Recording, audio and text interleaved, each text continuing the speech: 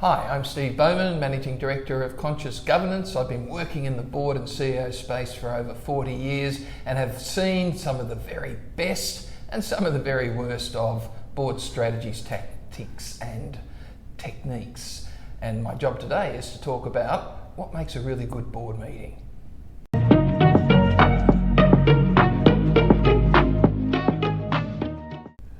Hi, welcome to Governance Bites. My name is Mark Banicevich, and as you just heard, I am very fortunate to have more time with Steve Bowman. Stephen, thank you very much again for your time. The topic du jour, as you said, is content of a good board meeting. When you think of a truly effective board meeting, what does it look and feel like? It's actually quite simple. The role of any board is not to meet. The role of any board is not to monitor compliance. The role of any board, whether it be for-profit, not-for-profit, listed, unlisted, the role of any board is to create the future. And to create the future, we need to be focused on those items that are going to create the future, not just a whole series of reports on how busy everyone's been. So, if we're going to look at the content of a really good board meeting, it starts off with, let's understand why we're here in the first place. And the best way of doing that is your own vision or your own purpose statement. 90% of the boards do not put their vision or their purpose statement on the board agenda to remind directors why they're there. Why wouldn't you put it on your agenda to say, and you kick off the meeting saying, our job today is, and then read out the purpose or the vision statement. Right. That's our job. That's why we're meeting today. Now, in our agenda, it's a full agenda, but there are two big topics that we're going to spend most of our time on. The chair can do this. And actually, you say right up front where we're going to spend most of our time today on these two big topics. And so therefore, when you start to look at the role of the board is to create the future, therefore we need to have those conversations right up front, not at the end, right up front, yes, about these big ticket items that are going to create the future. Mm-hmm. So therefore, when you look at the board agenda, then it goes sort of present, apologies, declaration of interest, a little hint for everyone. Next item, declaration, I've read the board papers. And then you get into, okay, so here's the first big topic. Get straight into it. Directors have limited bandwidth when it comes to concentration. Mm-hmm. Too many boards put big ticket items towards the end because they've got to get through all the operational stuff first. That's rubbish. You have the big stuff up front. That's where we're the freshest, where we can have those debates. And if it takes longer than it needed to take longer. Yeah. So when you're looking at structuring your agenda, the content should be big ticket items up front, the big things, the big meaty issues, the items that are actually going to create the future. And then you can have the reports from the CEO, but then in that, if there's something that is big meaty issue in the report from the CEO, it should be up the front. Not as a CEO's report, but you've got, okay, in my CEO's report or my managing director's report, there's a big meaty item in here that really is worthy of a lot of board time discussion. I'll pull that out as a separate discussion paper. Yes. And that goes right up front. Right. So you have your agenda that actually reflects why we're there in the first place. Those items that are about creating the future, right up front. Those items that are for noting, they could be compliance or updates or whatever, but we don't really need to have any decisions around it or any discussions, right down towards the end. And the best boards have something, have put in place what they call a consent agenda. Very, very simple to do, and still most boards don't do it. A consent agenda is where we know there's three types of board papers. There's a paper for decision, a paper for discussion, but we don't need to decide anything, but we can thrash out some issues and see where to. There's no decision needed. And then there's a paper that is for noting.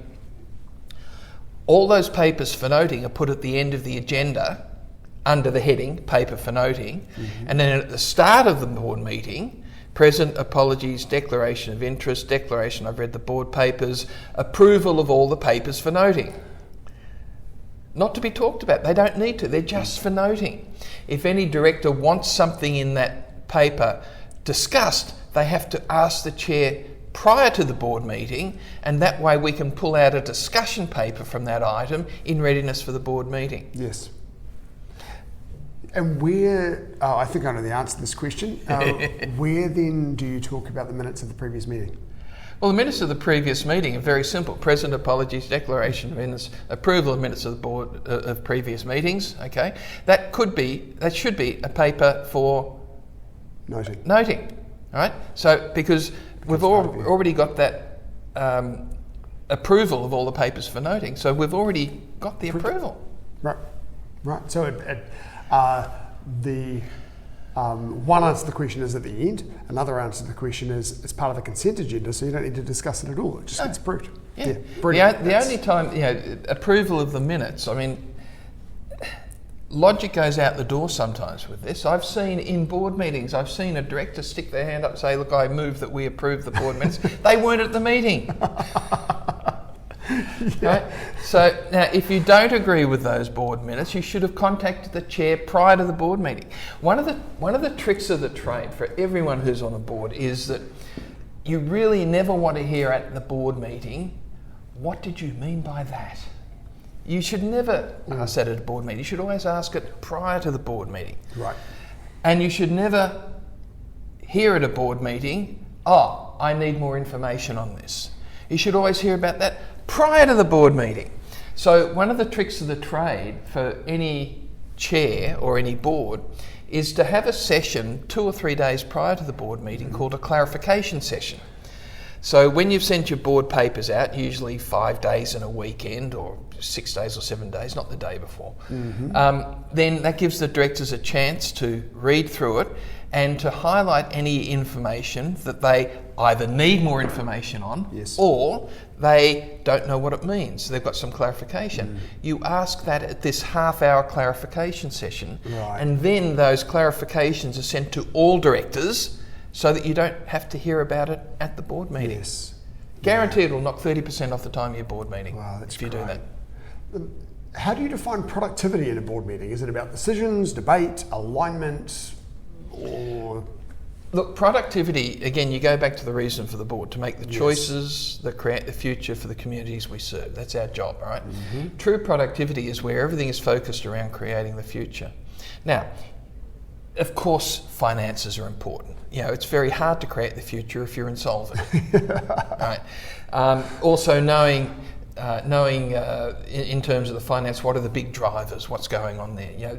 Most financial reports I see, and look, I've spent nearly 20 years being the CEO of peak bodies for the finance industry. So I've seen some of the very best financial reports, and it's never about the figures.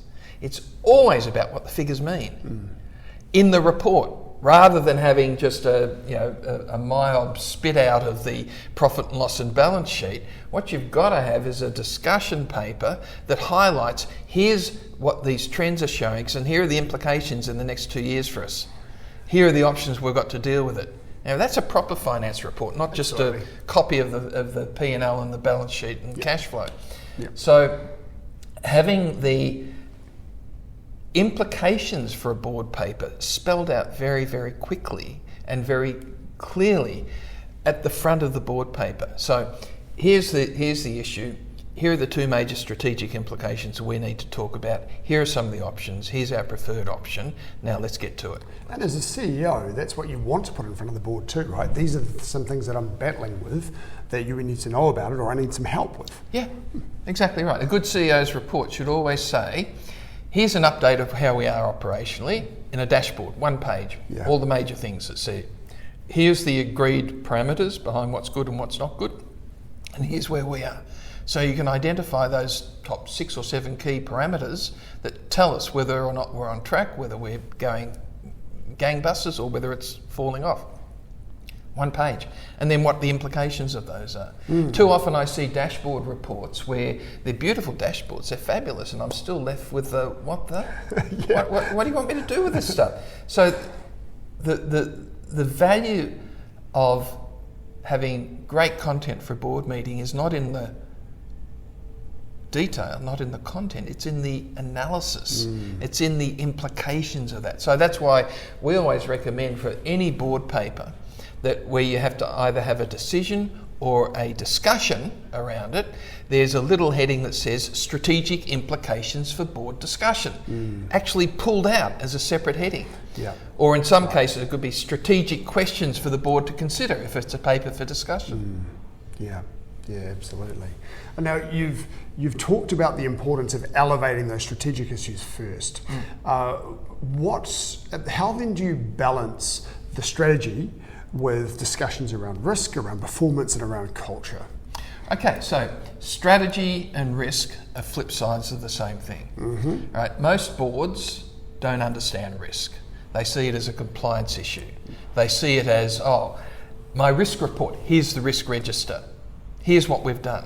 That's rubbish. It's a waste of everyone's time. What we do need to know is what are our top 3 or 4 key risks that we as a board should be focused on? What are the strategic implications of those risks, and how can we extract strategic advantage from managing those risks or not managing them? Because everything you do has the possibility of creating opportunities. Yes. So risk reports are not about providing a risk appetite statement and providing a risk register. They are about, here's our top 3 or 4 risks. Here are the opportunities these risks provide us. How can we minimise the impact for it to, how can we minimise the potential for it to occur? Here are the strategic opportunities for us to do that. Here's how we can create business out of this. Here's how we can go and get other contracts or grants for it. Here's how we can actually position ourselves above others, because we're looking at how to minimise the potential for this to occur. What haven't we thought of there? Now, if it does occur, how can we minimise its impact? Okay, well, we can do those things. Now, we can turn those to strategic advantage and create further business opportunities by putting some of these things in place anyway, whether or not they occur. Yes. So, and this is again what differentiates. So if you understand the risk, then you can look at minimising its potential to occur and strategic advantage and revenue opportunities. And if it does occur, managing how we manage the impact and then turning that to strategic advantage and look at the revenue opportunities from that.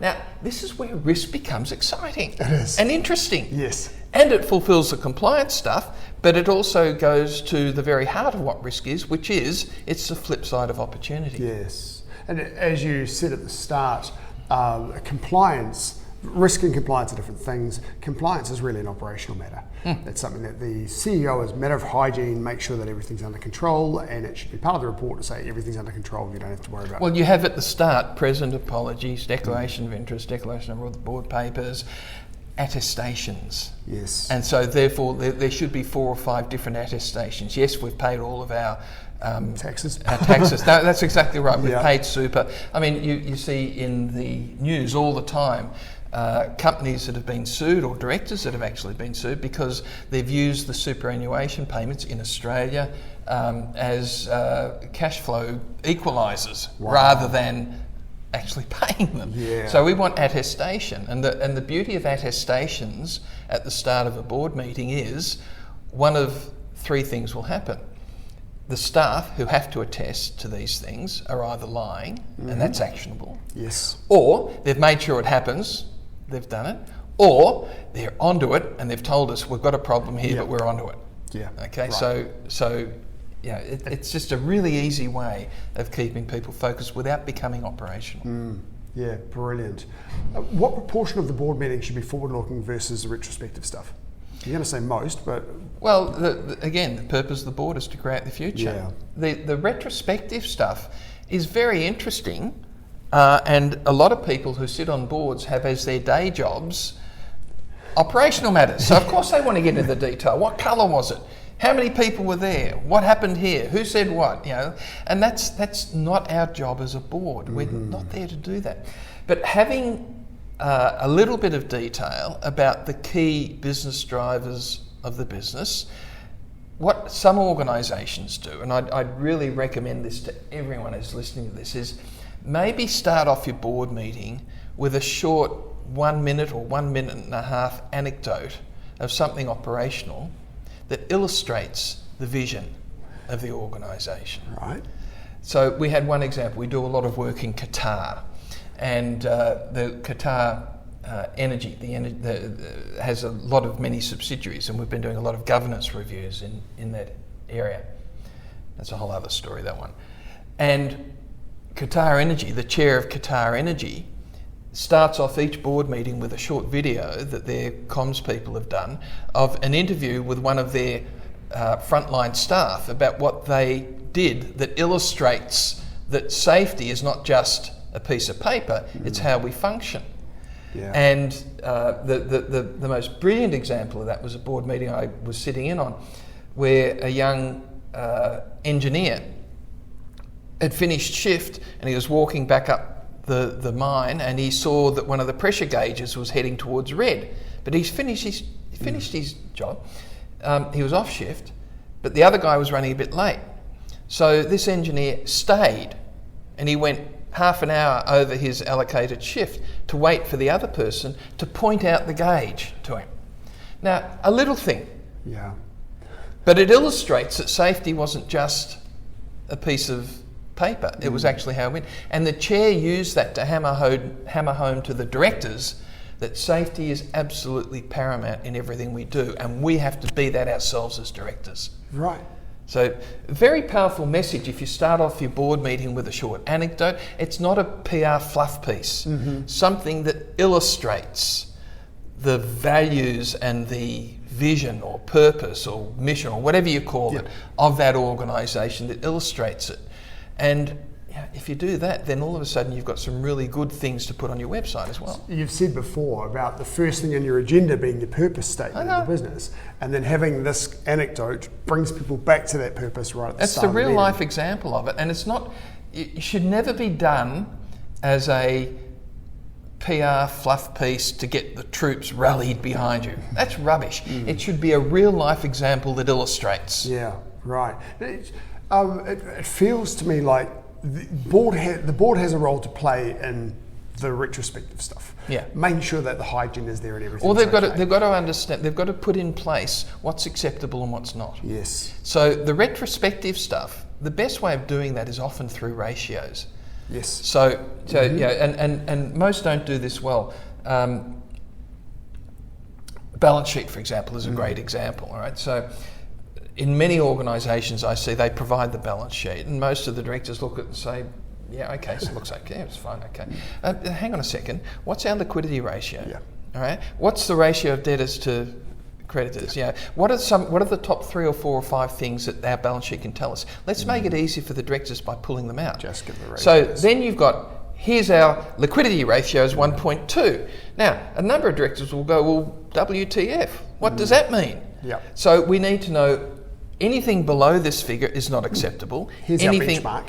Anything above this is not. Here's our benchmark. Here we are. In a nanosecond, you've already done your due diligence. So it feels to me like, with the way that you're talking about it, and with the consent agenda that you mentioned prior, a lot of the retrospective work of the directors would actually be done outside the board meeting. And the board meeting itself can then be almost entirely focused on the future. The only reason that you would get involved in a whole lot of operational stuff is because directors find it interesting, and they think that's the way to do it, because of course more information is better. And that's the biggest trap that boards fall into. The information you want is the information that helps you create the future. What is that information? Yeah. And that means that when you look at structuring your agenda, there's the 3 things that should work hand in hand. First of them is your vision, and therefore we need to be using that vision to help determine how we provide reports. So if the vision has 3 elements in it, those 3 elements should always be reflected in the reports. Yes. Otherwise, why have we got it? Yeah. Then the next thing is the agenda should be structured around these big ticket items, which may or may not be in the strategic plan. There might be some stuff in the strategic plan, but there'll be some things in there that are relevant right now, others that aren't due to start for a while. We don't need to think about those yet. Right. Or there might be an emerging issue that comes, so that needs to be right up front. Then there's the papers that are for discussion about where we might want to go, then the papers for noting. And the papers for noting really shouldn't take much time. The key thing is you never ask the report writer to give a verbal presentation of their paper for noting. Ever. It's not it still happens. It's completely unnecessary. CEO's report, paper for noting. CEO, do you just want to give us a quick rundown? No, Why would you read do the that? report. Yeah, absolutely. What does a healthy board debate look like? And how can chairs cultivate that?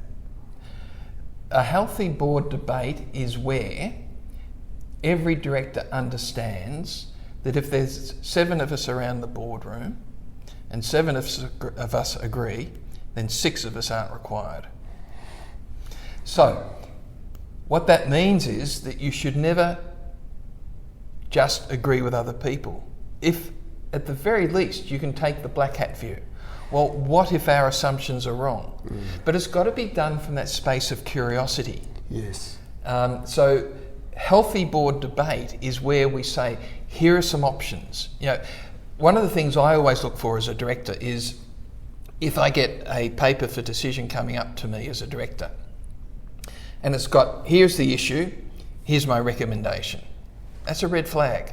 I want to see 3 options. And I want to know those 3 options are doable and they're fundamentally different. And what that means is whoever the author of that report is, either a staff member or a head of department or whoever it might be, even a committee, it means they have to think outside the box. What are the 3 options that we've got? Now, 3, it's not 1, it's not 5. You know, 3 is a bit of a magical number, but it's not just 2 either. Yeah. You're not going to restrict people if they come up with a 4th option either. No, exactly right. So here's option 1, here's how it fits within our vision, here's its impact, here's the risk analysis, the financial analysis, the implications behind it, here's option 2, same thing, here's option 3, fundamentally different. Yes. And then our preferred option as staff is this one for the following reasons. Okay, board, go to it. And then discuss the merits of those, and then possibly even come up with a 4th option. But the key thing is that you've got to provide the directors with options, so they're therefore making choices rather than making decisions. Right. Yeah, I like that. That's a really nice structure. What then, when it comes to the point of making decisions after they've had this debate, what are the hallmarks of good decision making? A good decision is one where they know that it's just a choice and not a decision. So, the reason I say that is that most people think a decision is final, that we're stuck with it, and therefore we've got to make sure we get it right. So therefore we need a lot of information, we need to take our time, we need to make sure that we've covered everything and we've looked at all of the variables behind it, and then this is the obvious decision we need to make, so let's make that decision and then that's psychologically how people see it, and that it can be really, really dangerous. I'd rather people start to think about making choices. Here are the choices that we've got. We've looked at those choices. This choice here seems to be the one that is going to provide us with the greatest value. So let's monitor whether that's creating the value that we want. And if it's not, change it. Yes. Make a Rather new choice. than we made that decision 2 years ago. We can't change it. That's rubbish. Yes. So always, when we look at a choice, is it creating the outcome that we're after? And if it's not, what do we need to change? Yes. Very different than saying we've made a decision, we need to change that decision. People will say, well, hang on a second, it's a decision. So think of things as choices, and if people get that, then they realise our job as a board is to monitor whether or not that choice is creating the value that we thought it would create. And if it's not, understanding what's changed and then choose again. That's the thing, right? You're going to have new information, and new information may lead to a different choice or a different decision. Great. Yeah, right. How should risk be woven into these board meeting discussions? Is it something that flows through everything, or do you have a separate agenda item to say risks? And you talked before around how risk is the flip side of strategy, so I suspect I know where you're going to go with this, which makes a lot of sense to me. But how is risk woven into these debates and conversations? So I don't mind seeing a good risk report, because what it does is it gets us to flip our viewpoints on things. So we might, you'll have strategies, how are we going against this particular strategy, and we'll understand the risks in there. But I also want to know as a director, and I want us as fellow directors around this board table to agree, these are our 2 or 3 really critical risks. Yes. I need to understand what they are. Now, to do that, then I need to understand the fact that they're high potential to occur, huge impact if they were to occur, and we either have no controls, or we can't control it, or we've got crappy controls around it, right? So I want to see a risk report that says top 3 risks, how we're dealing with those risks, how we're creating value from those risks. Because if you ask that question, then people will start to see how to create value and where might the revenue be coming. Now, revenue doesn't have to be just dollars. It can be access to resources, it can be influence, whatever it might be. And then from those risks, I then want to see the next heading, which will be emerging critical risks. Yes.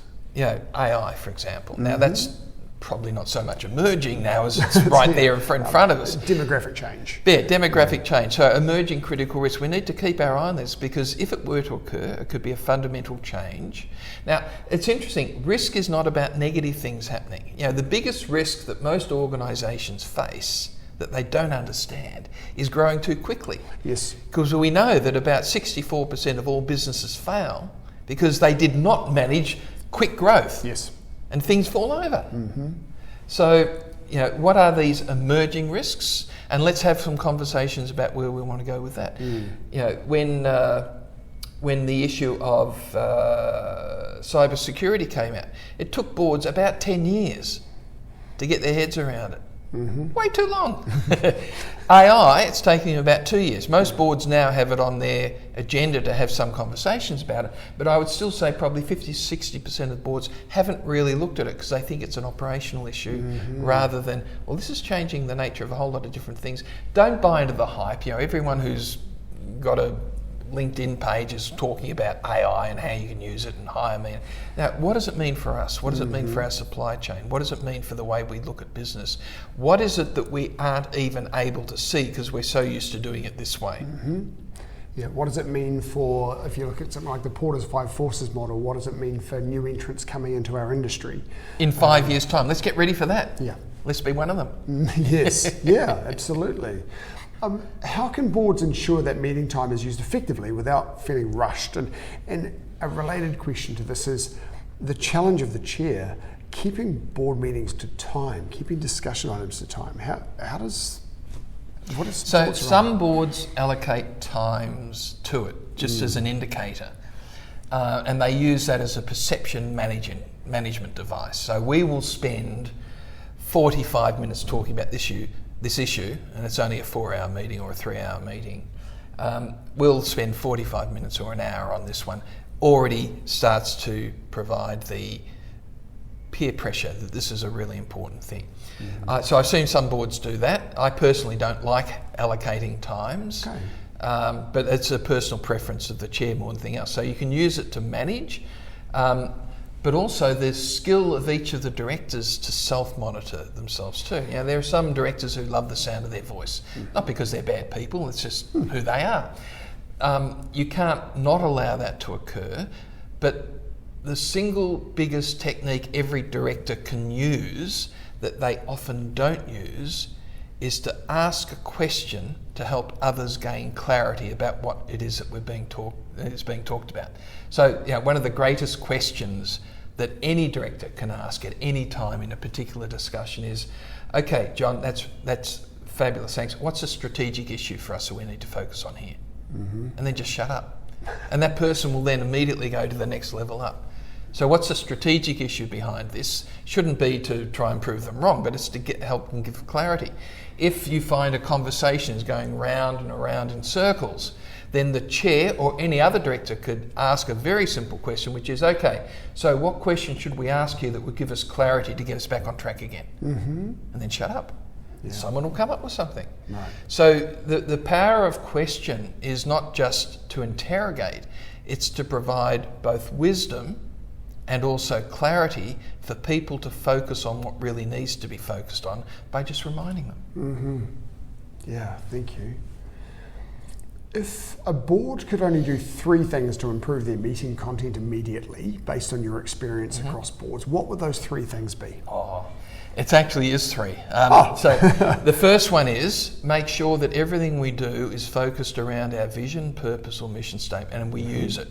So there's only one type of vision statement. There's 2 types of vision statements. There's those that work and those that don't. Right? Now, a vision statement or a purpose or mission, whatever you call it, how do we know it works? Because we use it.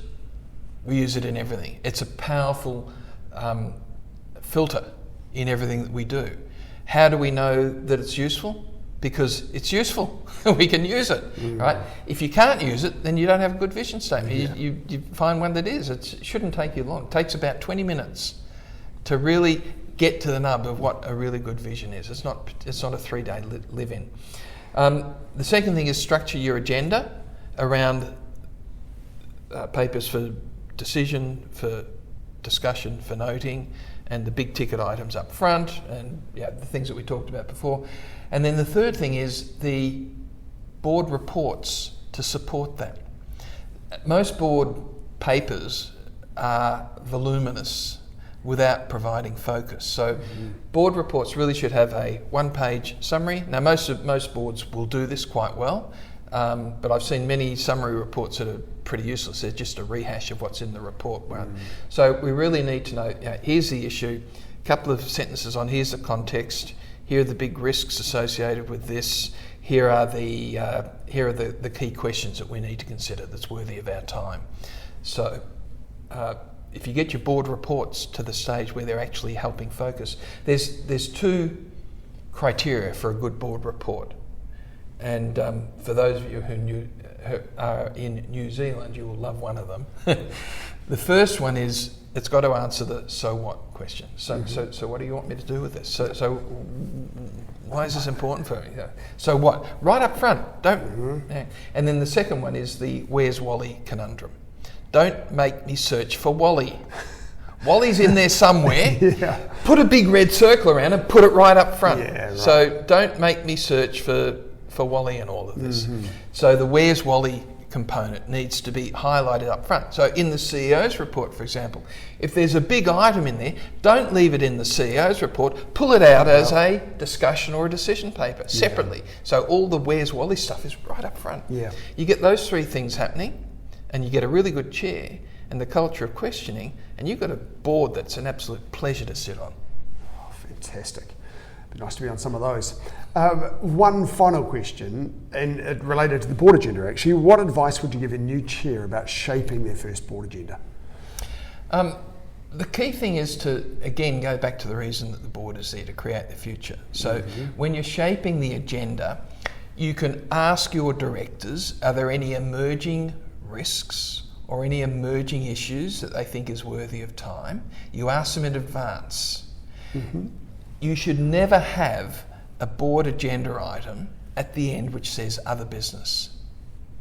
And the reason you should never have other business is that most often people use that as a way to sneak in something that they couldn't have snuck in anywhere else. And other business has no place in a board meeting. If there's any other business, talk to the chair beforehand and have it on the agenda. Don't surprise them at the meeting, unless it's happened in the last half hour or hour or something like that. There's always an exception. So I would rather have, in place of the other business, strategic issues for board discussion that don't naturally fit in within where that board agenda is. So the key thing is for the chair to understand that they own the agenda, they'll listen to their directors, but they have the capacity to create an agenda that is truly strategic and mind-blowing in terms of focusing the directors. If that's not happening, it's on the chair. And they can change it. So they don't need permission of the board to do that. Steven, that has been a really cool conversation again. I appreciate your time. It's been great. Thank you so much. Great pleasure. I think we'll get a chance to do this again soon, which I'm looking forward to. And we'll see you next episode. Bye. Thank you for watching this episode of Governance Bites. We have more episodes on YouTube and your favourite podcast channel, where I interview directors and experts on various topics relating to boards of directors and governance. We'd love to see you back, and please like, subscribe, and share the videos and podcasts.